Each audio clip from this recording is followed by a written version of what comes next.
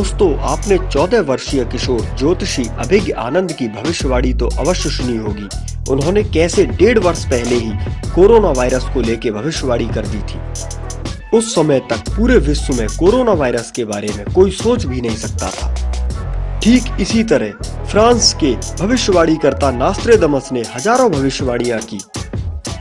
क्या कभी आपके दिमाग में ये प्रश्न नहीं आता कि कैसे ये लोग भविष्यवाणी कर देते हैं? आपको कभी नहीं लगता कि ये लोग कितने ज्ञानी होते होंगे? यदि ये प्रश्न आपके मन में भी आता है और आप इसका उत्तर जानना चाहते हैं तो इस वीडियो को अंत तक जरूर देखें। आप इस चैनल को सब्सक्राइब कर लीजिए और बेल आइकन को प्रेस कर दीजिए, जिससे आगे आने वाली इस तरह की हर रहस्यमयी वीडियो आप तक पहुंच सके। दोस्तों, हमने अपनी पिछली वीडियोस में आपको दिमाग की शक्ति के बारे में बताया था।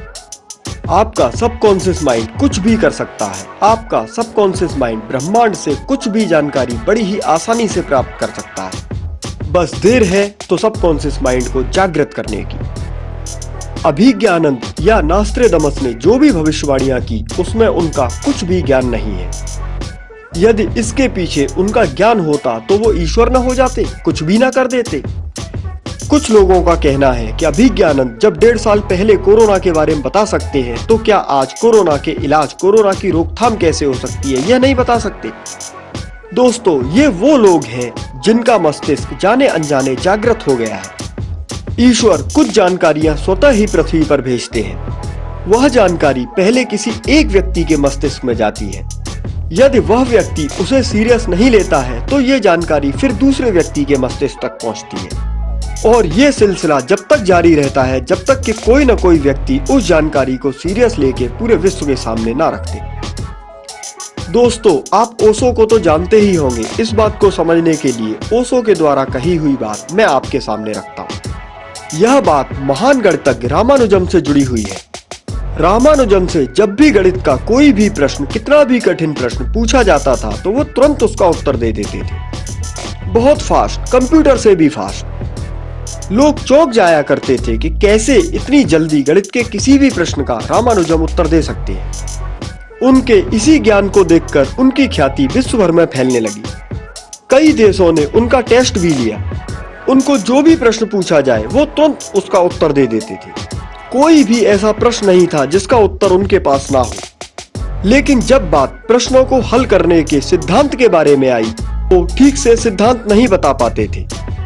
सोचने वाली बात यह है कि यदि कोई प्रश्न 15 मिनट से पहले हल हो ही नहीं सकता तो उसे रामानुजम कैसे सेकंडों में हल कर देते थे। इसका सीधा मतलब यही है कि वो प्रश्न को हल नहीं किया करते थे। उसके पीछे उनका ज्ञान नहीं था, बल्कि कोई दैवीय शक्ति काम कर रही थी। शायद ब्रह्मांड की कोई शक्ति उनके सबकॉन्शियस माइंड तक उस प्रश्न का उत्तर पहुंचा देती थी। आइए अब इसी तरह की एक और घटना की बात करते हैं। एक बार एक व्यक्ति का एक्सीडेंट हो गया। उसके दिमाग में चोट लगी थी और अस्पताल में उसका इलाज चल रहा था। धीरे धीरे उसके घाव ठीक होने लगे थे। एक दिन जब डॉक्टर उसके पास विजिट करने के लिए आए तो उस व्यक्ति ने डॉक्टर को कहा कि उसे कोई गाना सुनाई दे रहा है।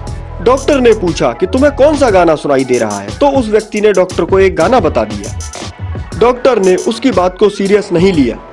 अगले दिन फिर वही हुआ। जब डॉक्टर विजिट पे आए तो उस व्यक्ति ने डॉक्टर को एक और गाना बताया कि मुझे अब ये गाना सुनाई दे रहा है। डॉक्टर को लगा कि उसके दिमाग में चोट आने की वजह से उसको अजीब अजीब गाने सुनाई देते हैं। सभी को ऐसा ही लग रहा था कि वो व्यक्ति दिमाग में चोट लगने से पागल हो चुका है।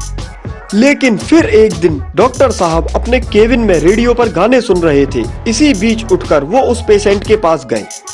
डॉक्टर ने मजाक में उस पेशेंट से पूछा कि तुम्हें अब कोई गाना सुनाई दे रहा है क्या? उस पेशेंट ने डॉक्टर साहब को एक गाना बताया। वो गाना सुनकर डॉक्टर साहब के होश उड़ गए, क्योंकि रेडियो पर डॉक्टर साहब अपने केबिन में उसी गाने को सुन रहे थे। उसके बाद कई बार इस चीज को चेक किया गया। वह व्यक्ति जो भी गाना बताता था रेडियो पर उस समय वही गाना चल रहा होता था। इस घटना से डॉक्टर साहब को इतना तो समझ में आ गया था कि उस व्यक्ति का ब्रेन, उस व्यक्ति का माइंड रेडियो की फ्रीक्वेंसीज को कैच करने लगा था। अब मित्रों, मैं आपको एक तीसरी घटना बताने जा रहा हूँ। यह घटना 1955 की है। यह घटना मुझे मेरे एक मित्र ने बताई।